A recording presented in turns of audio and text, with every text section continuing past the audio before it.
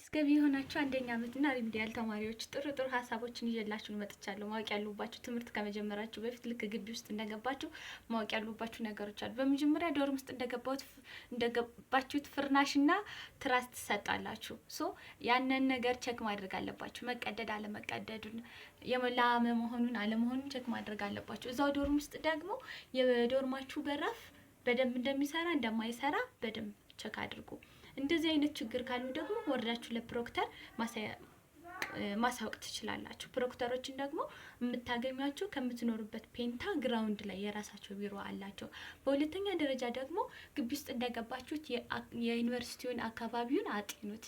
ምን አይነት ኤሪያውን ምን አይነት ነገር ነው፣ ምን አይነት ነገር ይኖርበታል፣ ምን ይመረትበታል የሚለውንም ማወቅ ትችላላችሁ። አጠቃላይ እውቀት ከፈለጋችሁ ግን የቱ ጋር ነው ላይብራሪው፣ መዝናኛ ቦታው፣ ካፌው፣ ላውንቹ፣ ሩማችን የት አካባቢ ነው የምናገኘው፣ ቢልዲንጉን ማለት ነው። በመጀመሪያ ክላስ ከመጀመራችሁ በፊት ነው ያልኩት። እነዚህ ነው አውቁ። ላይብራሪ ውስጥ ደግሞ ገብታችሁ ብዙ ነገር አሉ፣ ህግና ደንቦች። ምናልባትም እንደ ማንኛውም ኤሌመንታሪ ላይሆን ይችላል። ያንዳንዱ ጋርም ሊመሳሰል ይችላል። ውጭ ላይ ህገ ደንብ አለ ይለጠፋል፣ ወይ በባናር ወይም በሆነ ነገር አለው የራሱ ማስታወቂያ። ያንን ህግና ደንቡን ወቁት። ምክንያቱም ምናልባትም ከዲስከሽኑ ግሩፕ ለብቻ ላነብ ነው ብላችሁ መግባት አትችሉም። ምክንያቱም ዲስከስ የሚያደርጉት ተማሪዎች መጥተው ስለሚረብሿችሁ ማለት ነው። ልክ እንደገባችሁት ላይብራሪ ውስጥ ምን አለ፣ ሞር ላይብራሪ ገብታችሁ የምታነቡ ከሆነ ደግሞ ፍሬሽ እና ሪሚዲያል ተማሪዎች የግዴታ ሞጁል ምናምን ከዛ ስለሚገኝ በይበልጥ 95% ላይብራሪ ነው የሚሆኑት። የሴቶች ማንበቢያ ክላስ የትኛው ነው፣ የግሩፕ የትኛው ነው፣ ፒሲ እና ላፕቶፕ ይዛችሁም ከሆነ ለብቻ ይዛችሁም ትጠቀሙበት አለ የራሱ። ከየቱ ጋር ነው የምናገኘው? እንደዚህ የሁሉ አጠቃላይ ማንበቢያ ሴቱ ጋር ነው። በየዲፓርትመንቱ የሚገኘው ኮርስ፣ ይሄ ኮርስ ከየትኛው ጂፕላስ1 የሚገኘው ግራውንድ ጋር ነው ወይስ ጂፕላስ2 ነው ጂፕላስ3 ነው እያላችሁ ከየትኛው እንደሚገኝ መጀመሪያ ማጤን አለባችሁ ክላስ ከመግባታችሁ በፊት። በሶስተኛ ደረጃ ደግሞ የምነግራችሁ ነገር ምንድነው፣ ግቢ ውስጥ ገብታችሁ ጓደኛ ማተር አይደለም። ከሁሉ ሰው ጋር መግባባት ፒስ መሆን ማተር ነው።